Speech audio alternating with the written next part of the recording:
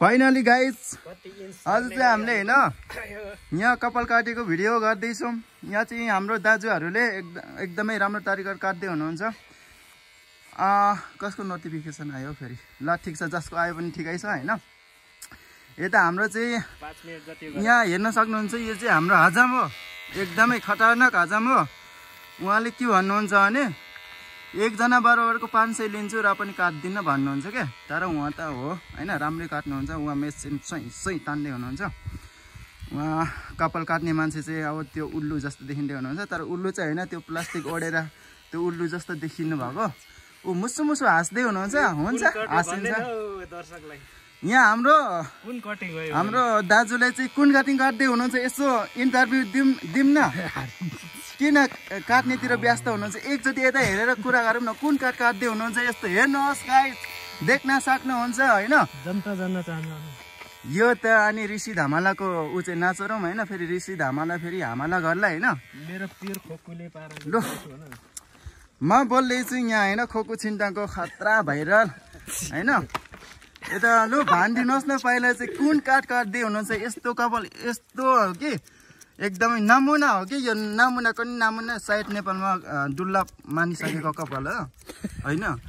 दुर्लभ अरे अगाडि हजुरले सोधिरहेको छु, प्रश्न गर्दैछु। जानता जान्न चाहन्छन् यो दुर्लभ कपाल कसरी काट्दै हुनुहुन्छ भन्नुहोस् न यता।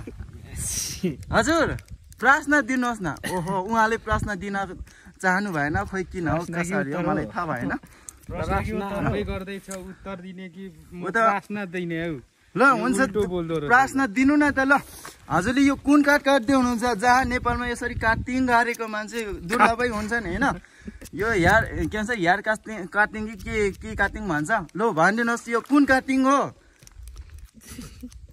होइन होइन, उहाँले जवाब दिन चाहनु भएन। खोइ किन रिसाउनु भएको छ कि किन हो थाहा भएन। तर काहीँ चिज चाहिँ यसरी चलाइराख्नु भएको छ कि यसरी चलाइराख्नु भएको छ कि त्यो रोबोटको त रोबोटै भनौँ न हैन। हुन त मान्छे झनै रोबोट जस्तै देखिनुहुन्छ कि।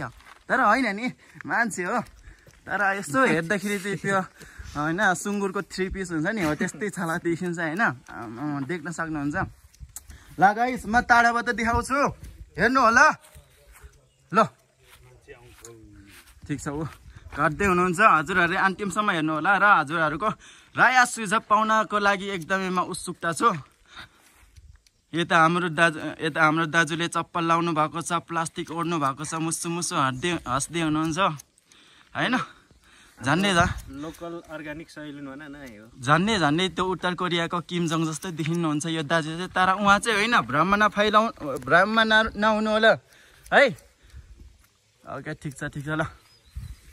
एकदमै हुन त म त किम जोङको दाजु नै हो कि क्या। खोइ हेरौँ त राम्रोसँग, हेर्नु होला है। त्यस्तै देखिन्छ होला नि गाइज। अब यो चाहिँ हजुरहरूको राय सुझाव है, दिम पाम है। किम जोङको दाजु हो, हेर्नु होला। एकदमै म नजिक गएर पनि देखाउन चाहन्छु, हेर्नुहोस्। कटिङ देखाउ न यहाँ, कटिङहरू देखाउ कसरी कपाल काट्छ। अब बोल्नै छोडौँ होइन, धेरै बोलेर पनि मान्छेले के भन्छ भने यो मुजीको डाहा किन धेरै बोलेको भन्छ होइन। धेरै बोल्नु नि हुँदैन। अहिलेको यो मुजीको डाहा भनेको त सबै एकदमै भाइरल भएको शब्द हो। जुन चाहिँ शब्दको अर्थ न कुनै अर्थ छ, बस नेपालीको मात्रै अर्थ छ होइन। अरू विदेशीको लागि छैन कुनै हुन्छ नि शब्द भण्डारमा नलेखिएको शब्दहरू हो होइन। ल देख्न सक्नुहुन्छ, हेर्नु होला। लास्टसम्म राम्रोसँग हेर्नु होला। म चाहिँ धेरै बोलेँ कि यो नि हजुरले त्यो एडिट गर्न सक्नुहुन्छ क्या, यो नराम्रोहरू चाहिँ। ल आम्मा, हेर्दा यार कति ह्यान्डसम भएको हो।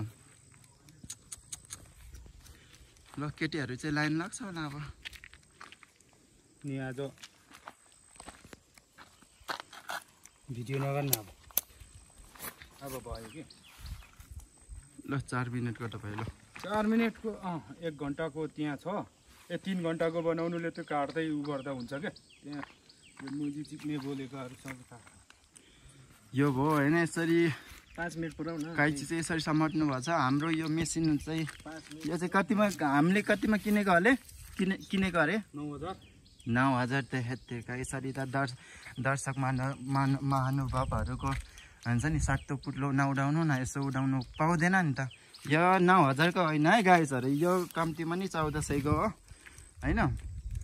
हामीले किनेको किन्न चाहिँ अब दिनदिनै काटिरहेछौँ। अब 1 हप्ता 2 हप्ता कहिले बिग्रिन्छ थाहा छैन। बिग्रियो भने त बनाउने ठाउँ थाहा बनाइहालिन्छ। कोही मान्छे कपाल काट्न चाहनुहुन्छ भने यहाँ नम्बरमा छोडिराखेको हुन्छु, उहाँलाई सम्पर्क गर्न सक्नुहुन्छ।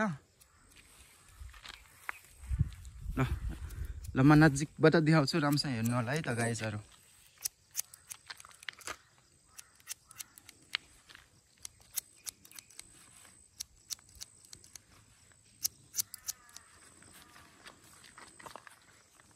ठिक छ, साह्रै मिठो काट्नुहुन्छ हौ आम्मामा। यसरी काट्यो भने त म काठमाडौँको त्यो सहरमा गएर हजम भएर बस्थेँ नि हौ, के गर्ने।